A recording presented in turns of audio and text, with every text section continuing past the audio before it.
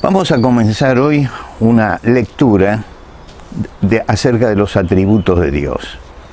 Para hablar de los atributos de Dios, nada mejor que abrir en el Salmo 139. Yo creo que la mejor forma de empezar a estudiar los atributos de Dios es entrar al Salmo 139.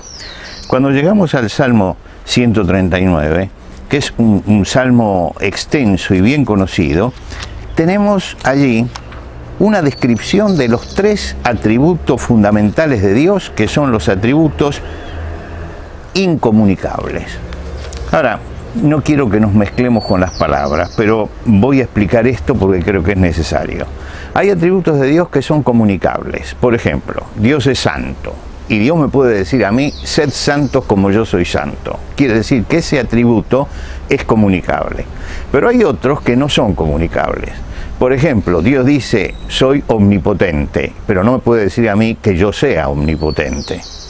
Entonces, los tres grandes atributos de Dios incomunicables son la omnisciencia, la omnipresencia y la omnipotencia. Vamos a comenzar por el primero de ellos y vamos al Salmo 139, los primeros 6 versículos. Dice así: Oh Jehová, tú me has examinado y conocido, tú has conocido mi sentarme y mi levantarme, has entendido desde lejos mis pensamientos, has escudriñado mi andar y mi reposo, y todos mis caminos te son conocidos, pues aún no está la palabra en mi lengua, y aquí, oh Jehová, tú la sabes toda. Delante y detrás me rodeaste, y sobre mí pusiste tu mano. Tal conocimiento es maravilloso, demasiado maravilloso para mí, alto es, no lo puedo comprender. El Salmo 139 es una reflexión de David, un salmo de David, donde nos permite entrar en el enfoque que él le da a su vida espiritual. Notemos bien cómo tenemos que encarar este salmo. Entre los salmos de David hay salmos que son circunstanciales. Está viviendo una experiencia y entonces nos habla de eso. Hay otros que son contemplativos, como el Salmo 23. Y este es uno de esos salmos donde él mira a Dios y trata de explicar algo acerca de Dios. Y comienza por esto, la omnisciencia. Omni significa todo. Quiere decir todo ciencia, todo conocimiento.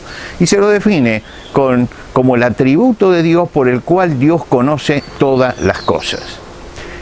El conocimiento del hombre es limitado.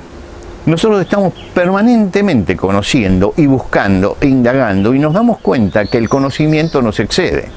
Por eso, sobre todo al final del siglo XX y en el siglo XXI, estamos hablando de interdisciplinario. Es decir, necesitamos juntar disciplinas para tener un conocimiento más completo.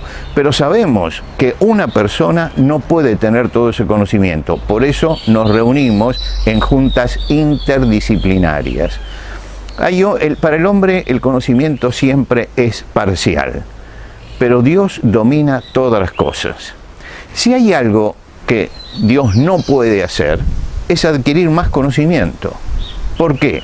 Porque lo tiene absolutamente todo. Él conoce el pasado, pero también conoce todo el futuro, y nada lo puede sorprender, porque el que conoce todo, nada lo sorprende.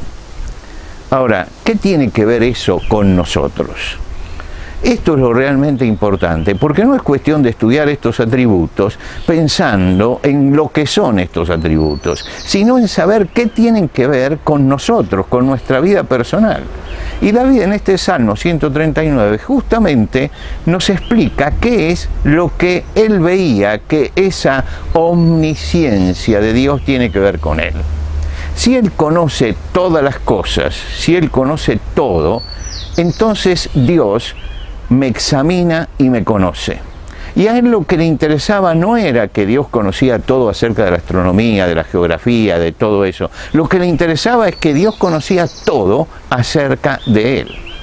Y cada hombre es un enigma, cada persona es un enigma para sí mismo. ¿Por qué? Al fines del siglo XX o a mediados del siglo XX comenzamos a pensar que el hombre no era, como decían desde el siglo XVII, como se decía desde el siglo XVII, un ser racional, que había muchas cosas irracionales en él.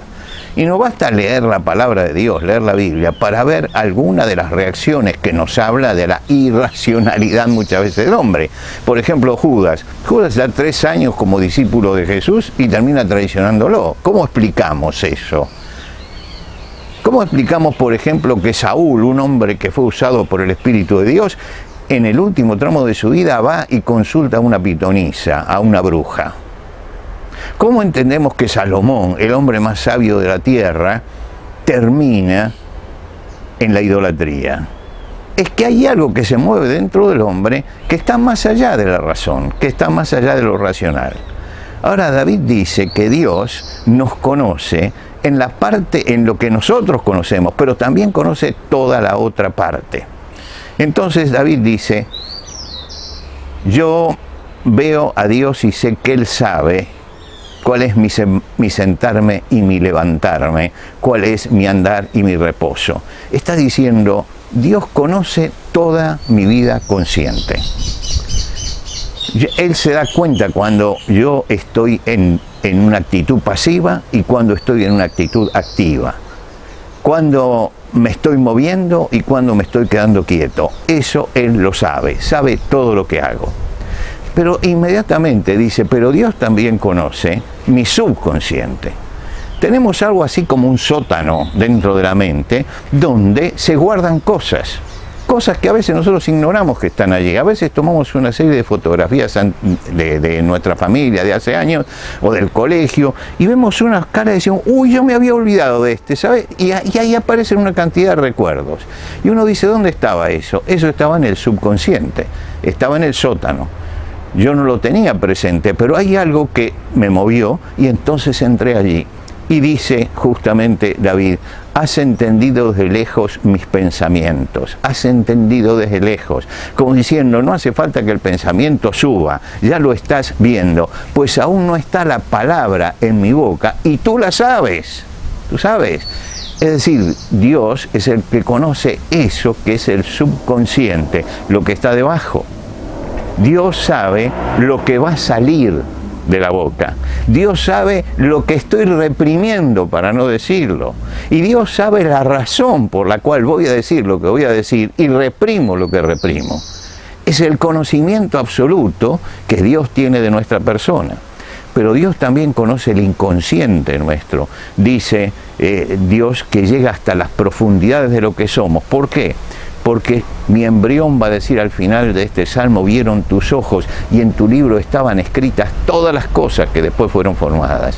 Quiere decir que ese mundo inconsciente, ese mundo que tiene una cantidad de cosas que a veces aparecen en los sueños y que nosotros decimos, pero esto es ¿de dónde sale todo esto? Esa mezcla de cosas. Esa Dios las conoce, es el único que puede entrar en las profundidades. El hombre intenta analizar todas estas cosas, intenta interpretar la vida consciente, por qué los seres humanos hacen lo que hacen, intenta ver cuáles son las motivaciones inconscientes, intenta escarbar en lo íntimo de la persona. Ahora, David está escribiendo este salmo hace 3000 años y él dice, Dios tiene un conocimiento absoluto de quién soy. Un conocimiento profundo de quién soy. Ahora, cuando uno piensa en la Edad Media, mostraban el ojo de Dios mirando a todos los hombres, vigilándolo, era un tema de desesperación. Para David no es un tema de desesperación, no es un tema de desesperación. ¿Y por qué no es un tema de desesperación? Porque si Dios conoce todas las cosas, Dios es el único que me puede ayudar en mi vida cotidiana. Dios es el único que puede orientar mi vida. Dios es el único que puede ir diciéndome cuáles son los pasos que tengo que dar. Y por eso el Salmo termina con una petición maravillosa. Examíname, oh Dios, y mira mi corazón. Pruébame y conoce mis pensamientos. Es decir, entra al fondo de lo que yo soy y ve si hay en mí caminos de perversidad y guíame por el camino eterno. Él miró el atributo de la omnisciencia de Dios y no se quedó en la teología.